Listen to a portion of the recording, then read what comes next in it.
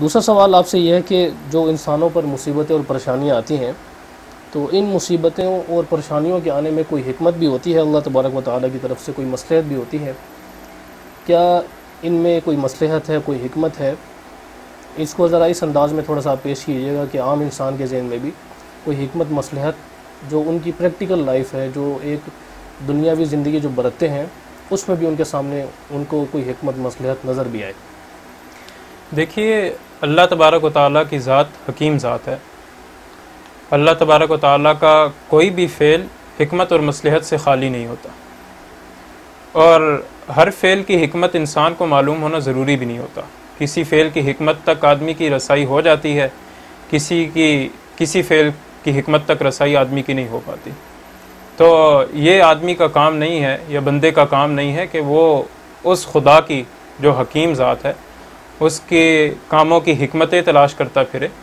اگر کسی کام کی حکمت سمجھ میں آ جائے تو ایک اچھی بات ہے، لیکن اگر کسی کام کی حکمت سمجھ میں نہیں آتی انسان کی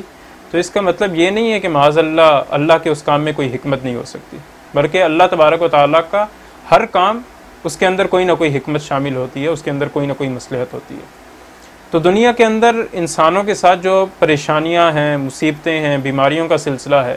اس کے اندر بھی اللہ تبارک و تعالیٰ کی طرف سے بہت سی حکمتیں پوشیدہ ہوتی ہیں۔ میں صرف ایک حکمت کا ذکر کروں گا، اور جیسا کہ آپ نے کہا کہ وہ ہمیں پریکٹیکل لائف میں بھی محسوس ہو، اس کا مشاہدہ ہوتا ہو، تو وہ حکمت یہ ہے کہ ان مصیبتوں کے ذریعے، ان مصائب اور پریشانیوں کے ذریعے، ان تکالیف اور بیماریوں کے ذریعے سے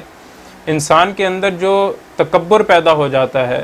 عجب پیدا ہو جاتا ہے، اپنے آپ کو کچھ سمجھنے کی ایک سوچ پیدا ہو جاتی ہے، اپنے آپ کو بہت کچھ سمجھنا، اپنے آپ کو بڑا سمجھنا، یہ جو ایک سوچ آدمی کی پیدا ہو جاتی ہے، ان مصائب کی وجہ سے آدمی کی اس سوچ پہ ضرب پڑتی ہے، اور آدمی کو پتہ چلتا ہے کہ میری حقیقت کیا ہے۔ وہ جو آیت کا ایک ٹکڑا آپ نے شروع میں تلاوت کیا تھا، وَخُلِقَ الْإِنسَانُ ضَعِيفًا، انسان کمزور پیدا کیا گیا، لیکن مسئلہ یہ ہے کہ آدمی جب دنیا کی دوڑ میں مگن ہوتا ہے تو اس کو اپنی کمزوری کا احساس یا تو ختم ہو جاتا ہے یا بالکل کم ہو جاتا ہے۔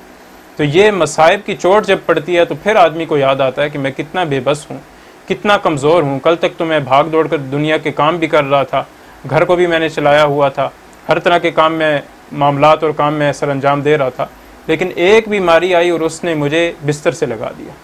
تو اس سے آدمی کو اندازہ ہوتا ہے کہ میں کیا ہوں، میری حقیقت کیا ہے، میں ایک کمزور سا ذرہ ہوں جس کو اللہ تبارک و تعالیٰ نے پیدا کیا۔